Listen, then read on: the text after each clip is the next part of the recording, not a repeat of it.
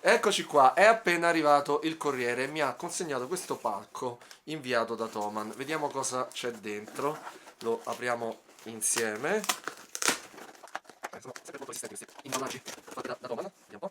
Ecco qua, ecco qua, ecco qua. Allora, questo è il Fat Finger della Fender. Ricordate quando abbiamo fatto il video sui dead spot? Ebbene, questo sarà uno dei protagonisti della seconda puntata. Ma la cosa importante per questo video è questo fantastico Zoom MS60B Plus e quest'oggi ne faremo un test review.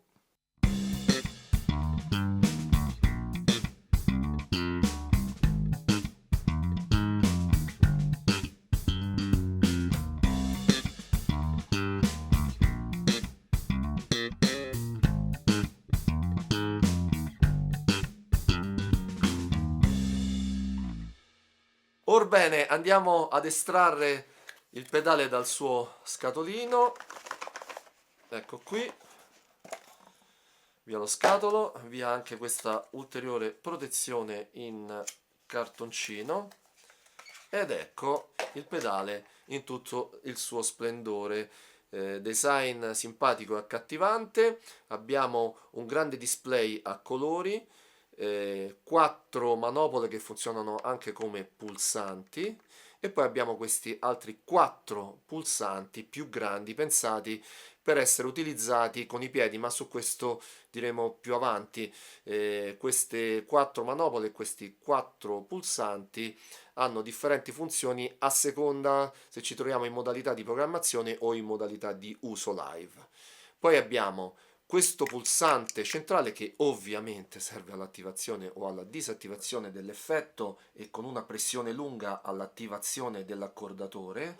E poi abbiamo un ingresso mono da questo lato destro, e nel lato sinistro invece abbiamo 2 uscite per un suono stereo. Ovviamente l'uso monofonico, come di consueto, è riservato al canale sinistro, ma c'è un'ulteriore possibilità che ci consente di utilizzare il canale sinistro per il suono effettato e il canale destro per il suono dry. In ultimo abbiamo queste ulteriori 2 connessioni, quella per l'alimentazione che prevede l'uso dell'alimentatore dedicato Zoom, ma vi dico subito che può andare benissimo anche un alimentatore Boss. E poi qui abbiamo la connessione USB-C che può servire sia per l'alimentazione sia per il collegamento del pedale a dispositivi iOS per una gestione dei dati interni più comoda grazie all'app dedicata. Al momento sembra che il collegamento con dispositivi Android non sia supportato. In ultimo, ultimissimo, abbiamo la possibilità di alimentare il pedale con 2 batterie stilo, quelle tipo AA.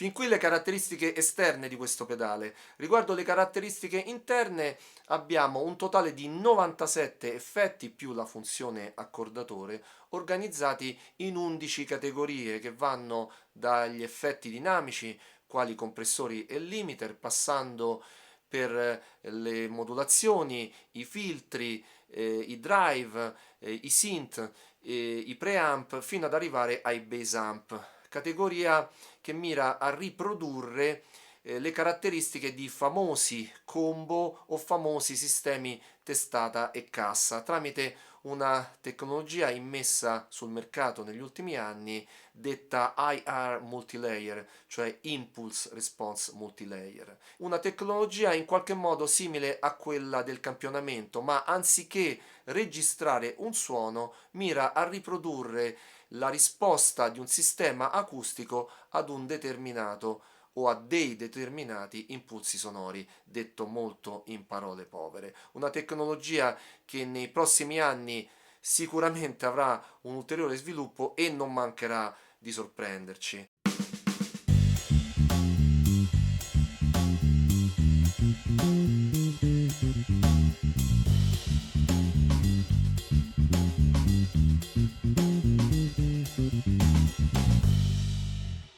Proseguendo abbiamo 100 posizioni di memoria per le patch, 85 preprogrammate dalla casa madre e 15 riservate all'utente. In realtà le 85 preprogrammate sono sovrascrivibili, dunque tutte e 100 le memorie sono a disposizione dell'utente.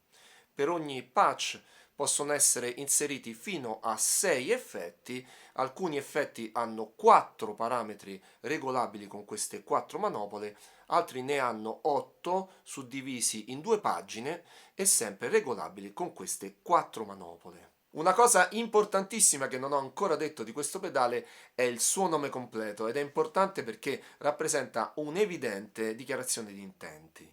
Si chiama infatti Multistomp MS60B Plus e Multistomp sta a rappresentare che l'ambizione di questo pedale è quello di racchiudere in sé la potenza di un'intera pedaliera.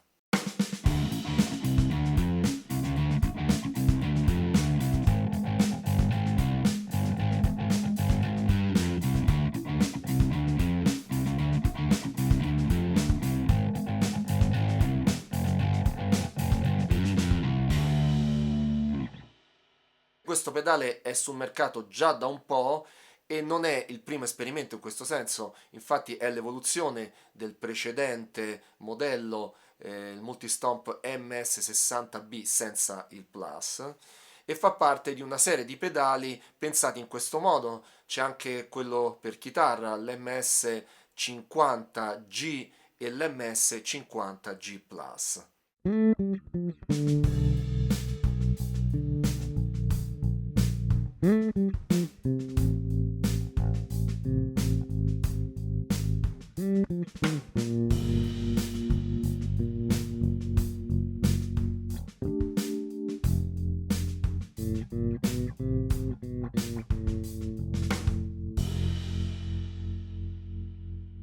Ovviamente tanta potenza concentrata in un unico pedale di queste dimensioni porta con sé la necessità di accettare qualche compromesso, ma anche quella di prendersi del tempo per apprendere come funziona questa apparecchiatura, proprio al fine di sfruttarne appieno tutte le potenzialità. A differenza di una grande pedaliera con la quale a colpo d'occhio sappiamo sempre quali sono i pedali attivi e quelli che invece sono spenti, con un multieffetto di questo tipo dobbiamo sempre tenere a mente che ciò che stiamo utilizzando potrebbe non essere immediatamente sotto i nostri occhi, soprattutto quando stiamo utilizzando più di 2 effetti. Ricordiamo che nelle patch possiamo inserire fino a 6 effetti. Inoltre manovrare questi piccoli pulsanti con i piedi può richiedere un pochino di pratica, considerando l'energia e l'emozione che può esserci a volte su un palco, fare centro con il piede su questi piccoli pulsanti non è una cosa esattamente scontata.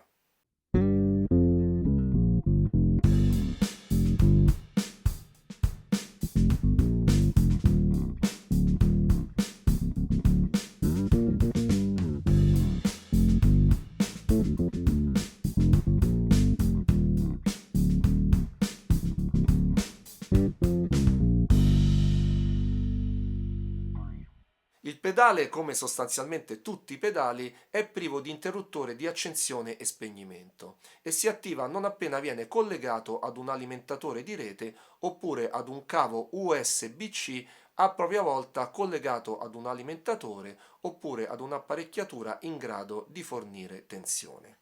Se il pedale è alimentato a batterie, si attiva non appena viene inserito un jack nell'ingresso. In condizioni operative i pulsanti su e giù permettono di navigare sequenzialmente tra le varie patch, mentre i pulsanti destra e sinistra permettono di muoversi tra gli effetti di una singola patch. Tramite le manopole si regolano i parametri di un singolo effetto. è sufficiente ruotare di un singolo scatto una qualsiasi delle manopole per avere accesso alla pagina dei parametri.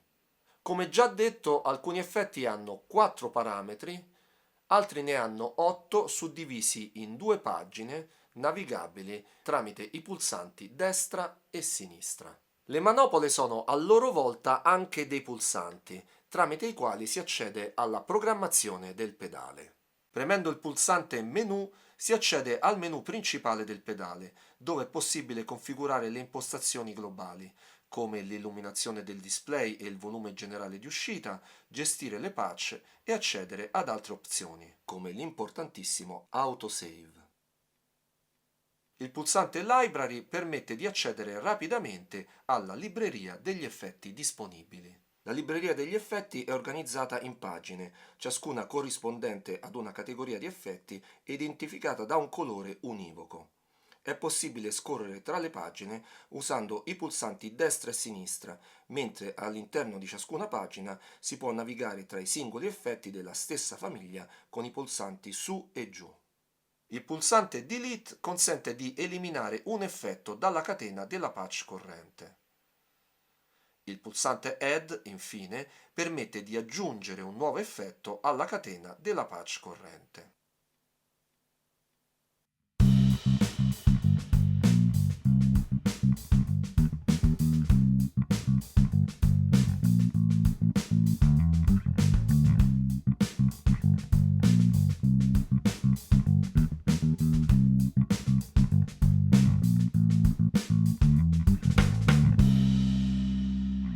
Come potete immaginare, non ho ancora avuto modo di testare questo pedale in un live. Tuttavia, con un po' di buonsenso mi sono prefigurato come può essere più conveniente utilizzarlo. Partiamo da come manovrare questi piccoli pulsanti con il piede. A mio parere l'approccio più pratico e sicuro è quello di poggiare a terra il tallone utilizzandolo come perno in modo da agire sui pulsanti con l'esterno e con l'interno del piede. In questo modo eviteremo di scaricare tutto il nostro peso e quello dello strumento su un'unica gamba, rimanendo con un piede in aria in precario equilibrio e con scarsissime probabilità di riuscire a premere sul pulsante con la necessaria precisione. Per navigare tra le patch invece non potremo sfruttare l'appoggio del tallone a terra perché i pulsanti sono più avanzati e tra l'altro dovremmo utilizzare entrambi i piedi. Questo evidentemente fa sì che durante un singolo brano sarà molto più agevole scorrere tra gli effetti di una singola patch piuttosto che navigare tra le diverse patch. Sarà perciò senz'altro più conveniente effettuare i cambi di patch tra un brano e l'altro.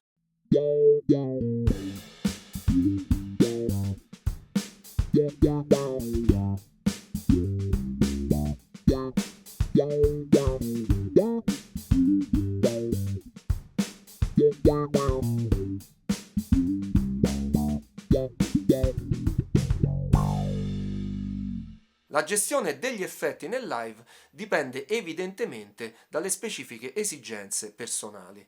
Per esempio, se siamo abituati ad utilizzare un suono di base pulito e solo occasionalmente qualche effetto, possiamo programmare delle patch contenenti ciascuna un unico effetto, utilizzando perciò il pedale in maniera tradizionale, come se di volta in volta utilizzassimo il pedale di quello specifico effetto. Se invece siamo soliti utilizzare degli effetti di base, come potrebbe essere un bass amp o un compressore, cui sovrapporre estemporaneamente un altro effetto, possiamo utilizzare la stessa procedura, programmando più patch contenenti gli stessi effetti di base, ma ciascuna con un differente effetto da sovrapporre. In questo caso però dobbiamo avere la certezza che al richiamo di ogni nuova patch l'effetto della catena che ci troviamo pronto per essere manovrato sia esattamente quello che deve essere attivato e disattivato estemporaneamente. Per avere questa certezza non dobbiamo far altro che andare nel menu dei controlli globali ed attivare l'autosave. In questo modo ogni patch che richiameremo la ritroveremo esattamente come l'abbiamo lasciata l'ultima volta che l'abbiamo utilizzata, cioè sullo stesso effetto della catena e anche lo stato dell'effetto sarà attivato o disattivato a seconda di come lo avremo lasciato l'ultima volta.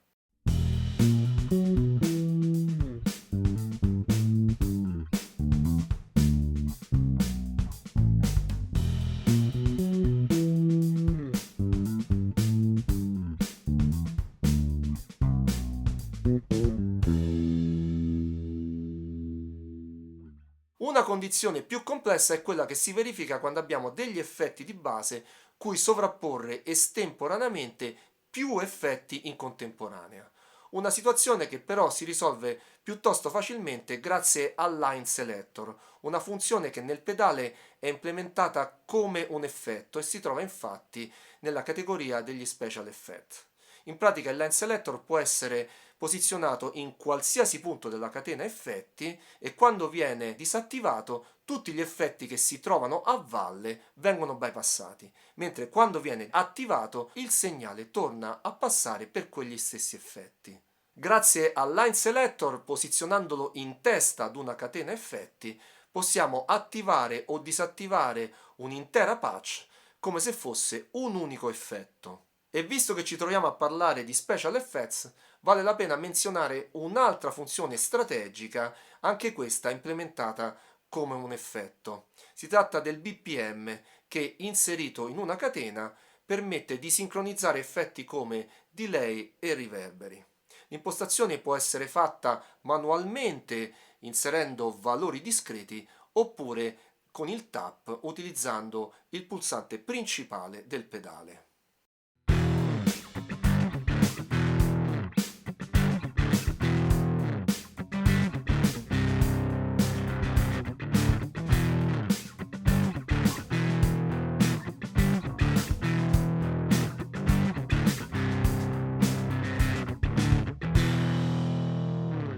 Tutta la gestione interna del pedale può essere enormemente semplificata collegandolo ad uno smartphone o un tablet e utilizzando l'applicazione fornita da Zoom.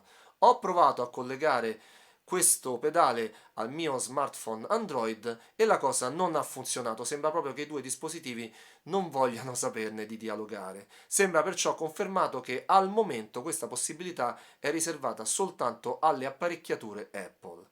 Purtroppo il mio iPad recentemente è passato a miglior vita, dunque rimandiamo questo test ad un prossimo video. Anche la gestione live potrebbe essere molto più semplice collegando il pedale ad una pedaliera MIDI, solo che per fare questo abbiamo bisogno di un MIDI host che faccia da interprete, consentendo alle due apparecchiature di dialogare tra loro.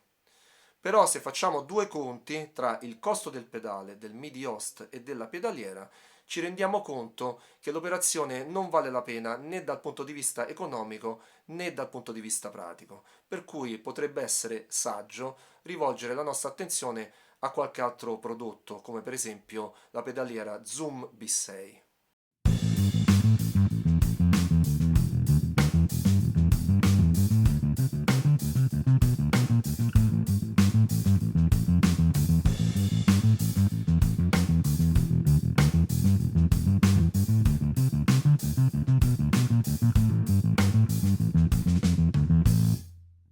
Ovviamente ci sarebbe ancora moltissimo da dire su questo pedale, molte altre caratteristiche da mettere in luce. Spero però che tutto quanto vi ho mostrato, insieme anche alle clip audio che ho inserito in questo video, sia sufficiente a farsi comunque un'idea abbastanza completa delle caratteristiche offerte da questo pedale. Volendo dare un voto globale, io voglio essere generoso e dare un bell'8. Nonostante inizialmente la navigazione attraverso i menu non apparisse molto amichevole, però devo dire che dopo qualche ora tutto è diventato molto più chiaro. Gli effetti mi piacciono molto, tutti, dalle distorsioni ai synth, ai delay, ai riverberi che non vi ho fatto sentire ma che rimandiamo ad un prossimo video. Insomma, tutto quanto devo dire funziona piuttosto bene, il suono è pulito e c'è un bel mix di effetti che sono utilizzabili davvero. Chiaramente il punto forte di questo pedale, cioè la concentrazione di tanta potenza in un piccolo spazio, è anche il suo punto debole, perché la gestione di tutta questa potenza richiede di avere sempre molta attenzione e di non dare mai nulla per scontato. A chi consigliare questo pedale multieffetto? Beh, sicuramente a tutti coloro che si affacciano per la prima volta al mondo degli effetti per basso, ma non solo. Se io oggi dovessi comporre la mia nuova grande pedaliera, probabilmente al posto del pedale accordatore metterei proprio questo, perché ha un ottimo accordatore super reattivo in grado di riconoscere all'istante tutte le corde, compreso il Si basso, e può essere impostato anche su diverse accordature in drop. Se pensiamo che oggi i pedali accordatori di marchi blasonati come TC Electronic o Boss costano pochissime decine di euro in meno rispetto a questo, ecco che nella nostra pedaliera avremmo non soltanto un buon accordatore, ma anche un validissimo sistema di backup qualora la nostra pedaliera dovesse dare forfait. In qualsiasi momento poi potremmo estrarre il multieffetto dalla pedaliera e portarlo con noi per viaggiare leggeri in aereo o in treno o anche per suonare in strada se ci piace il busking. Anzi, in questo caso il pedale sarebbe davvero vincente perché oltre a poter andare a pile può essere alimentato da un power bank tramite la presa USB-C. Bene, spero che questo video test review del pedale Zoom Multistomp MS60B Plus, un nome lunghissimo, sia stato di vostro gradimento. In descrizione vi lascio un po' di link per approfondire ulteriormente la conoscenza di questo multi-effetto. Se ci sono degli aspetti che volete approfondire su questo pedale, scrivetemi nei commenti e magari ci faremo un altro video. In questo video ho cercato di dare una panoramica abbastanza completa delle sue caratteristiche, ma ovviamente c'è ancora molto da approfondire anche per me, soprattutto nell'uso live. Ad ogni modo, per supportare questo progetto di divulgazione musicale potete condividere il video, condividere il canale, iscrivervi al canale, lasciare like e commenti tattici che possano orientare opportunamente gli algoritmi di YouTube. Grazie per aver guardato anche questo video fino alla fine e ci vediamo al prossimo. A presto, ciao ciao!